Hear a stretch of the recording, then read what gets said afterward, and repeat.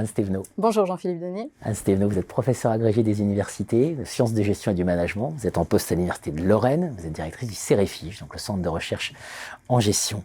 Anne Stévenot, quand on pense capital investisseur, on pense capital financier. Comme quoi on peut faire de la gouvernance, travailler sur la gouvernance et ne pas oublier l'humain. Absolument. Surtout pas l'oublier. Absolument pas l'oublier. Il y a des enjeux aussi pour les salariés. Quand on parle d'humain, il ne faut pas oublier que l'entreprise, c'est aussi, mais peut-être principalement, les salariés. Et le recours au financement par capital investissement va aussi avoir des enjeux pour ces salariés.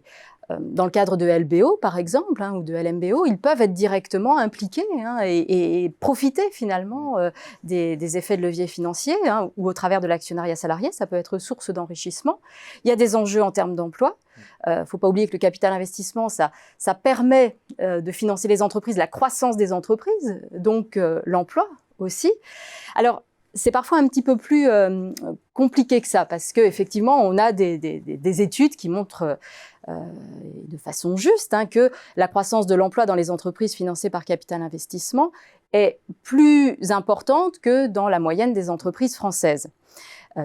Alors oui, mais attention, parce qu'il y a quand même un petit biais de sélection, c'est-à-dire que les investisseurs, ils choisissent, ils sélectionnent les entreprises dans lesquelles ils investissent. Donc heureusement, je dirais, que ces entreprises ont une croissance et heureusement qu'elles génèrent de l'emploi. En fait, ce qu'il faut, c'est raisonner toutes choses égales par ailleurs et surtout contrôler ce biais de sélection. Et on a des outils en sciences de gestion pour faire ça. Notamment, on a fait des études avec des collègues britanniques. On a utilisé les méthodes PSM, Propensity Score Matching, pseudo-causales, qui permettent justement de contrôler ce biais de sélection. Et là, les résultats, ils sont pas tout à fait les mêmes. Ils sont plus nuancés. Voilà, ils sont plus nuancés. Les effets, en fait, sur l'emploi sont faibles, neutres, et surtout, ils dépendent du profil de l'investisseur. Selon qu'il est domestique, en l'occurrence dans notre étude français, ou qu'il est étranger, et principalement dans notre étude issu d'économies anglo-saxonnes. Et ce qu'on observait, c'était que, avec les investisseurs anglo-saxons, la tendance était plutôt, toutes choses égales par ailleurs, en contrôlant ce biais de sélection, à la diminution des effectifs.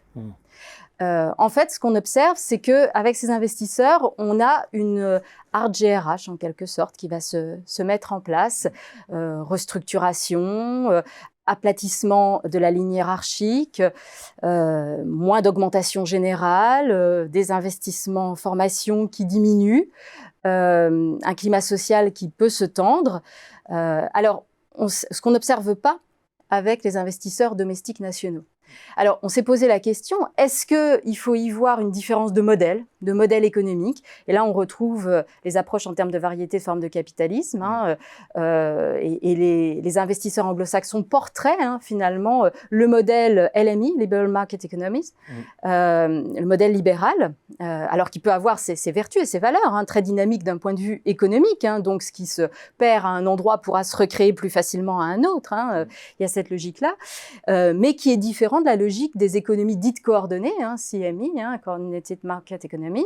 Alors, la France, on ne sait pas, elle se situe pas complètement dans toujours du mal à la positionner. Voilà, le positionnement est pas clair entre modèle actionnarial et puis malgré tout un droit du travail qui est assez protecteur notamment et qui va plutôt dans le sens d'une relation de long terme. Mais en tout cas, on a observé ces différences. Et est-ce que c'est dû à des modèles, on va dire, économiques différents que les investisseurs portent dans leur opération d'accompagnement des entreprises, ou bien est-ce que c'est dû à l'ancrage des investisseurs domestiques? Et là, ça renvoie plus à l'économie de Polanyi, de Granovetter, à la logique d'encastrement de ces investisseurs qui ne peuvent pas faire finalement ce qu'ils veulent, parce qu'il y a des logiques de réputation, parce qu'il faut aussi penser à l'environnement économique, au développement économique dans son ensemble, et que ce facteur-là compte. Donc il y a encore des travaux à faire pour savoir si c'est l'une ou l'autre des hypothèses qui comptent, voir comment les investisseurs français se comportent à l'étranger, comment les investisseurs anglo-saxons se comportent chez eux, et puis aussi regarder dans d'autres économies coordonnées, les Allemands, des pays scandinaves, comment ils se comportent à l'étranger, comment ils se comportent chez eux. Est-ce que c'est la même chose? Un sujet plein d'avenir, qui reste plein d'avenir. Merci à vous. Merci.